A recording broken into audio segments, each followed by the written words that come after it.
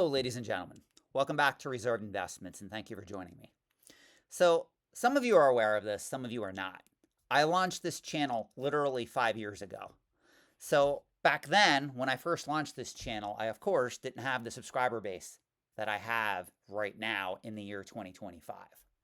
And as a result, I think a lot of my earlier videos are getting lost in the shuffle where when I started to teach the foundation of what is known as collectible finance, which is diversifying or allocating capital to the antiques and collectibles trade, whether it be over the short term or over the long term, a lot of those core fundamental videos that I did when I first launched this channel are now no longer being seen by a lot of my subscriber base.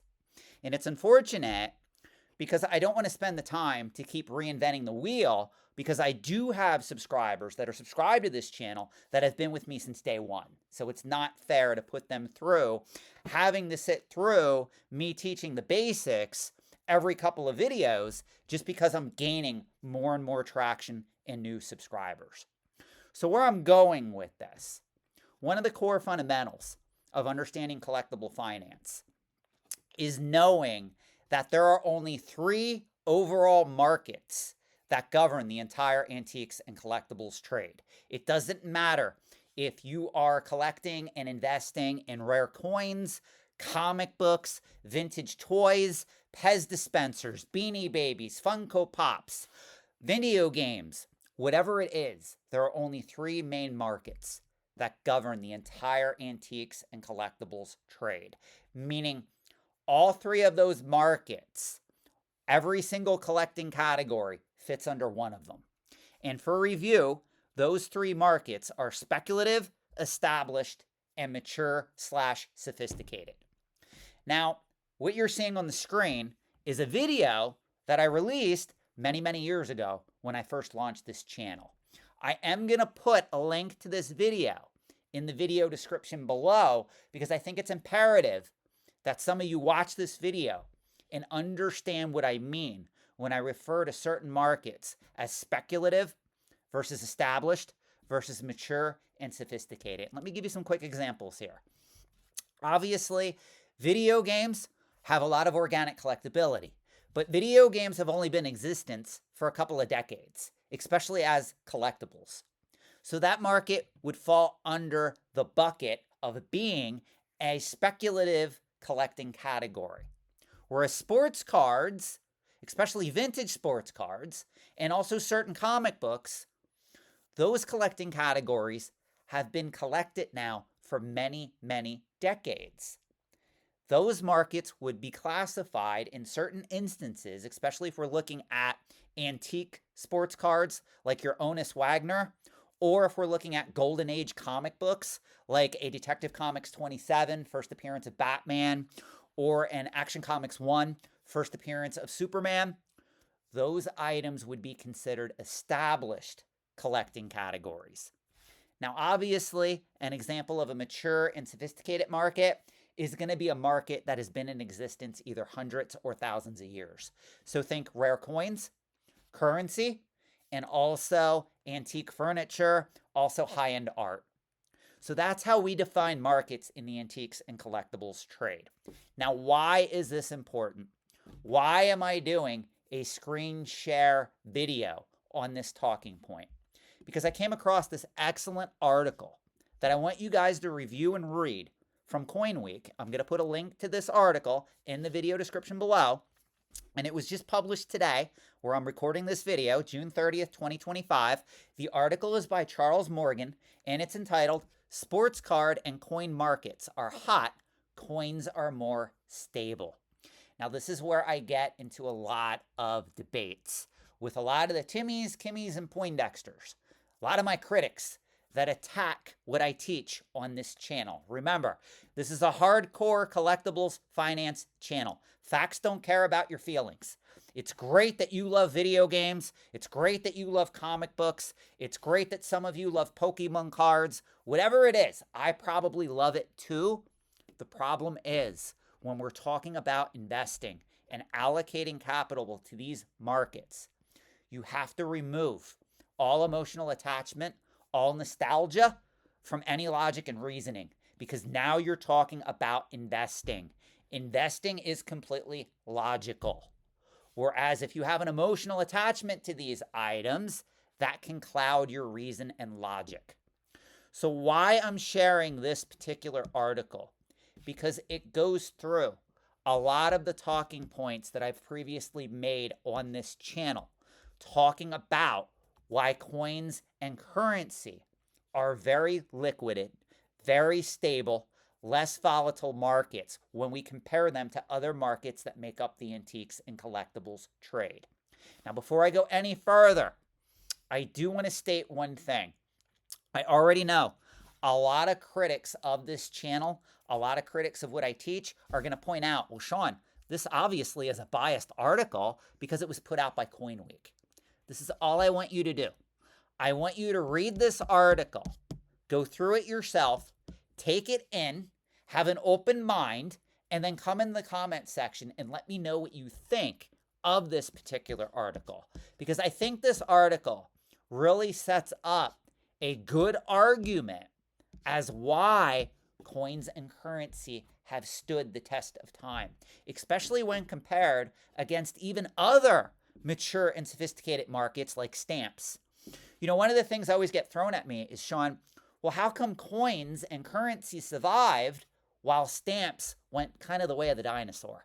And to be fair, when we look at the top 5% of the stamp market, stamp collecting market in the United States, that market is still going strong.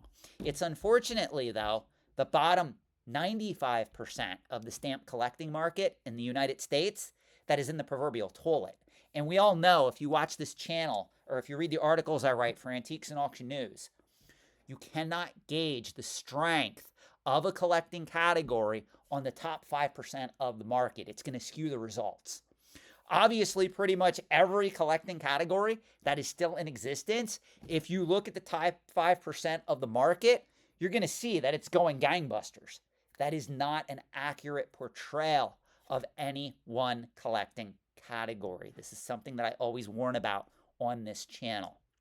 I also want to state, if you actually read this article, it talks about the rise of the American Numismatic Association and the rise of the American Numismatic Society, and how, it even says right here, I'm just going to read this to you, how they play a crucial role in supporting the rare coin marketplace. And that's very important because a lot of wealthy collectors collect coins and currency. And of course, they put money behind the hobby through the use of these programs that foster outreach and growth of the collecting community. That's why coins were able to grow much quicker and faster than that of stamps or other collecting hobbies out there today. Another thing that coins have going for them in particular is that they're made of precious metals. Obviously, if you're going to collect rare coins, most people are going after coins made up of gold and silver.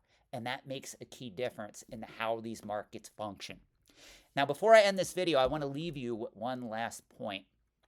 Always remember, when we look at market caps in the overall antiques and collectibles trade, obviously, the market with the highest market cap is, of course, fine art. We all know, even if you watch this channel, even if you just follow casual headlines on record-breaking sales that make up the antiques and collectibles trade, fine art, some of those pieces sell for hundreds of millions of dollars.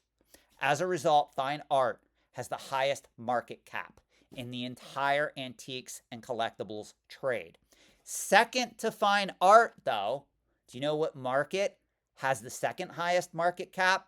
It's rare coins and currency. So that can't be ignored. Now again, before I end this video, one last point here. I am by no means advocating that you should invest in coins and currency. Again, these are mature and sophisticated markets.